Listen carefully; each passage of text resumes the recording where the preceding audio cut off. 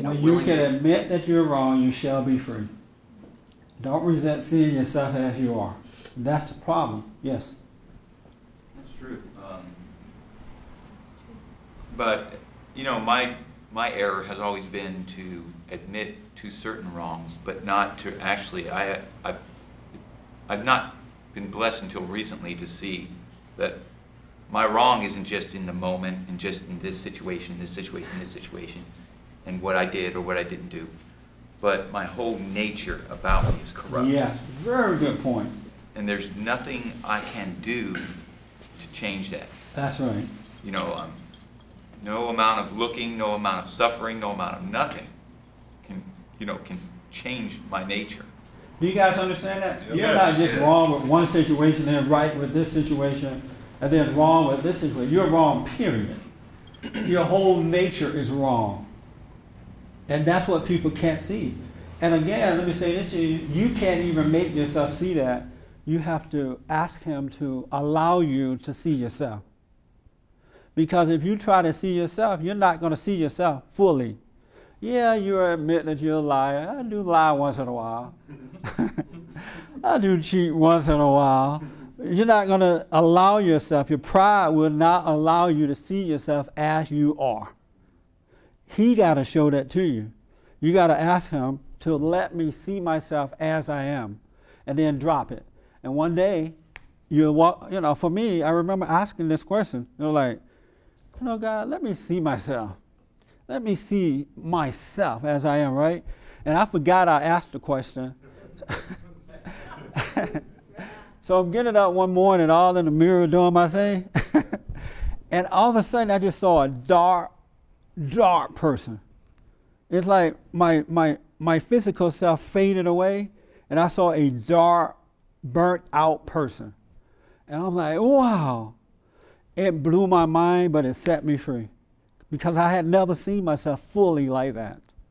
He allowed me to see it, and that's what changed my mind. That's what caused me to see. I'm not just, I wasn't just a liar here and there. Everything about me was a lie. But I couldn't see that whole no good person. You cannot do it of yourself. Just because we say it here, and now you're going to go out saying, oh, let me see myself. Oh, yeah, I'm a liar. That's not going to do it. It's a spiritual thing. You cannot do anything of yourself, so you have to ask him to let me see myself. And when you do, you shall go free. Isn't that amazing? Of yourself, you can do nothing. And I think that's why some people think that they're going in and out of it, because, yeah, they didn't lie about the candy on the stove, but they lied about cheating on their husband or wife. And they think, well, I'm in and out of it. You're not. Yes, sir. That I see about myself that I have really bad is I tend to believe I can learn anything and then do something.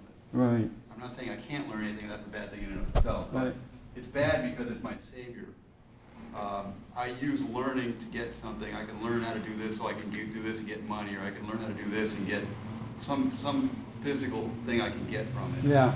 And so I always feel like, life's not quite enough complete unless I can do this, and here's my ticket to do it. I'll learn how to do it, and then I got a pot of gold at the end of the race. It's a setup. Yeah. It's all pride. One thing I realized about myself when he allowed me to see that I never understood before, there is a me and a not me. There is an ego me that controls my flesh. I hear a lot of Christians say, the spirit is willing, but the flesh is weak. You ever heard that? Well, the flesh is subject to the ego. And the ego controls how you think and feel and what you do. And then that's the part that I could not see about myself because I was so one with it. I had heard about the ego, but I had not been separated from it. Now I can see my ego when it's at work.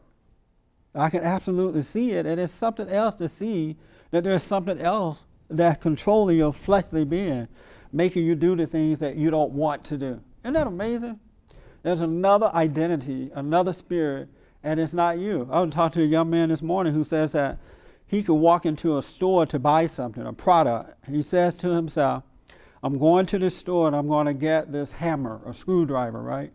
And he'll walk into the store and all of a sudden his ego will start talking to him. This is the wrong one. Try this one. How about that one? He has this major conversation with himself, and he ends up walking out of the store with nothing. Or if he should buy something anyway, he'll take it home, and his ego says to him, it's the wrong one. You should have gotten something cheaper. Or this is not going to work. And he get frustrated and take it back to the store. Isn't that amazing? It's all ego, that not you, that causes you to do the things that you don't want to do. And what God would do, because you can't do it of yourself, he will separate you from that so you are not controlled by that. And that's what Paul was talking about. The things he wants to do, he can't. And the things he can do, he doesn't. And he realized that it's not him, but something else is controlling him. And that's what's going on today. The good thing is Jesus has come and saved us from it, but we just don't know it. We are saved from it already. We don't have to be a part of it. That's the good news. The question is, how do we become separated from the lie, the not us? A lot of people say, well, I'm going to be that way until I die. No man is perfect. You know, when I die, then I can have it. That's another setup. You can have it now. I wouldn't want to wait until I die. You know, you can have it right now. Isn't that amazing? You have a question, a phone call? Yeah. Okay. You want to come closer and read it? Yeah, I can read it. Okay, come on down, sir. Yeah, that's fine. Charlotte had an answer for the question, how do you put God first? Okay, what's the answer? Well, she had a 3-step process. No 3-step here. And what are the 3 steps? Charlotte from where? Where's she call from? I forgot to ask her. Okay. Sorry about that. You're fired. Okay. He's like, okay. Okay, what are the 3 steps? Well, the first step is start the morning by saying thank you to God for waking me up. Wrong. What do you want me to do today? Wrong. How can I help others and be a blessing to them? Wrong. And armor yourself with his words. Wrong. That's the first step. That's the first step? Yeah. I thought those were all the 3 steps. What's the second step? The second step is put everything in his hands and die to yourself. Wrong. Right, but the first step messed that up. All right. And then the third step, put your problems at his feet. Don't try to solve things by yourself and be humble. That's right, but the first step voided all that out. That's it? Yeah, she actually wanted to talk on speakerphone. I wasn't sure if that would work. It wouldn't. Okay. Thank you. All right. I appreciate it. Thank you, Charlotte, but all wrong. But yet right. Now, let me tell you another thing about reality, all right? When you are separated from this, not you, this ego thing, there is no such thing as problems. They do not exist. Only an egotistical, driven person think that they have problems. No such thing as problems. How many people doubt that? Nobody doubt it? Oh, you doubt that. And why do you doubt it? That people don't have problems? Right. Because people do have problems. And I think I don't know why other people don't. If you're on Skid Row, you got a problem.